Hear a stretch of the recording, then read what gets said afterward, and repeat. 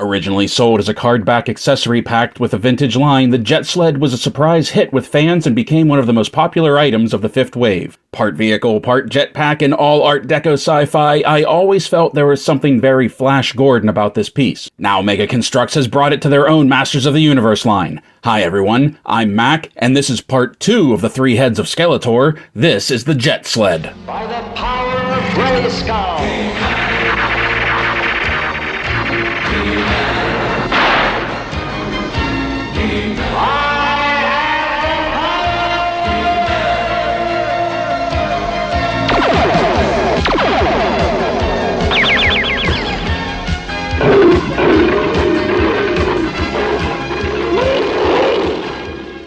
Having come out in 1986, the original Jet Sled was sold as a card-back accessory pack and in a 2-pack with He-Man.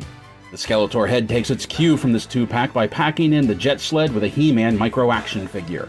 The Jet Sled, not to be confused with the Sky Sled, had a surprisingly consistent appearance in the mini-comics as well as the DC comics, to the extent that it was He-Man's transport of choice for some time, even over Battle-Cat.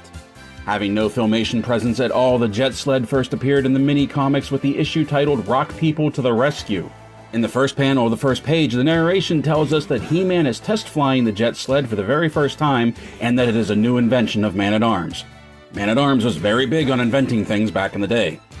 In this issue, the most action we see the Jet Sled in is when Skeletor steals it to use against He-Man in battle. In the very next issue, The King of the Snake Men, we see He-Man using the Jet Sled again, and this time he even uses it in its jetpack configuration.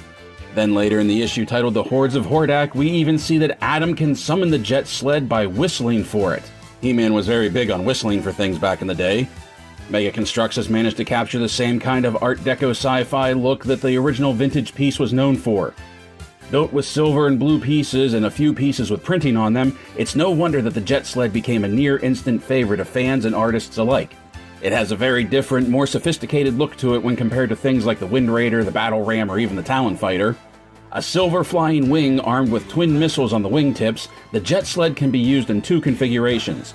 The Jet Sled mode, where the pilot stands on the vehicle itself and controls it via upright control yoke, or it can be worn on the pilot's back as a jetpack. The jetpack mode for the control yoke folds down, and the set comes with this peg piece to plug the Jet Sled into the character's back. If you're worried about losing this small piece, well, worry no longer. Mega Construx has supplied us with this claw piece that fits into the inside of the skull to hold the peg when it's not in use.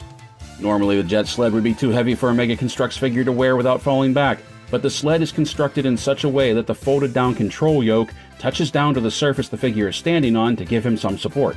And speaking of micro-action figures, the one we get with this set is another release of He-Man, but this time he is wearing a blue power suit instead of the standard gray or silver.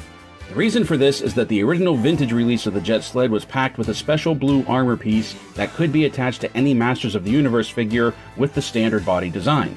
The blue armor piece had a connecting point on the back for the Jet Sled to be worn as a jetpack.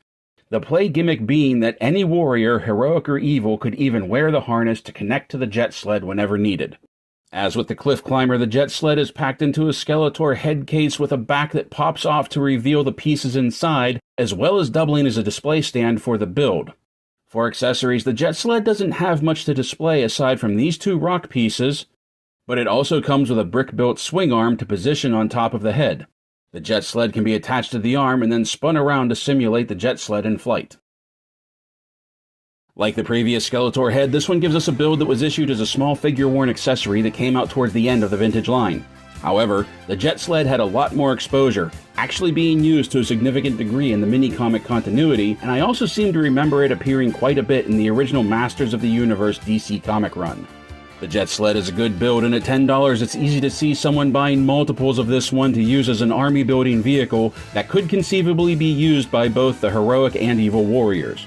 I only wish that it came with something a little bit more substantial as a pack-in rather than just a couple of rocks, and I have to admit that I'm not really impressed with the swing arm that the sled attaches to. Having said that though, I understand why they did what they did, and I do think that the Jet Sled is a more solid build than the Cliff Climber, and has more potential in your Masters of the Universe collection. We have one more Skeletor head to take a look at, and that one will be coming soon. So until then, play well everyone, stay safe, stay healthy, and as always, thank you for watching.